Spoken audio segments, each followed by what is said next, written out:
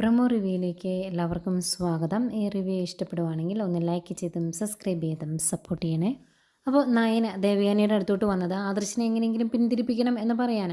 അപ്പം ദേവയാനി പറയുന്നുണ്ട്, ഈ വീട്ടിലുള്ള എല്ലാവരും അവനോട് മാറി മാറി പറഞ്ഞിട്ടും അവൻ അവൻ്റെ തീരുമാനം മാറ്റാൻ തയ്യാറായില്ല, ഇനി എന്താ ചെയ്യുന്നത് എന്ന് ചോദിക്കുമ്പം നയന തന്നെ പറയുന്നുണ്ട്, ഇനി ആദർശേട്ടൻ്റെ തീരുമാനത്തിന് മാറ്റമൊന്നും ഉണ്ടാകും എന്ന് എനിക്ക് തോന്നുന്നില്ല. കാരണം മുത്തശ്ശൻ പറഞ്ഞത് അത്രത്തോളം ആദർശേട്ടൻ്റെ മനസ്സിൽ കുത്തി കീറിയിട്ടുണ്ട്, ആഴ്ന്നിറങ്ങിയിട്ടുണ്ട്. ആ വിഷമം കൊണ്ട് ഇനി തീരുമാനം മാറ്റില്ല എന്ന് തന്നെ പറയുന്നു.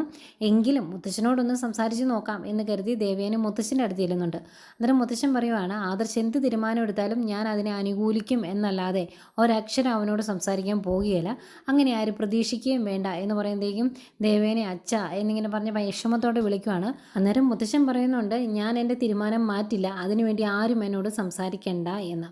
പിന്നെ കാണിക്കുന്നത് ദേവയാനി ദേഷ്യപ്പെട്ട് അഭിയുടെയും ജലജയുടെയും അടുത്തോട്ട് ചെല്ലുന്നു. എന്നിട്ട് അഭിയോടായിട്ട് പറയുന്നുണ്ട്, ആദർശിൻ്റെ ഈ പരാജയം താൽക്കാലികമാണ്, അവൻ ഈ വീട് വിട്ട് ഇറങ്ങിയാലും അവൻ തിരിച്ചു വരും, പക്ഷേ നീ ഈ വീട്ടിൽ നിന്ന് ഇറങ്ങിയിട്ടുണ്ടെങ്കിൽ പിന്നീട് ഒരിക്കലും നിനക്കൊരു മടക്കയാത്ര ഇങ്ങോട്ട് ഉണ്ടാകില്ല എന്നൊക്കെ പറയുന്നുണ്ട്.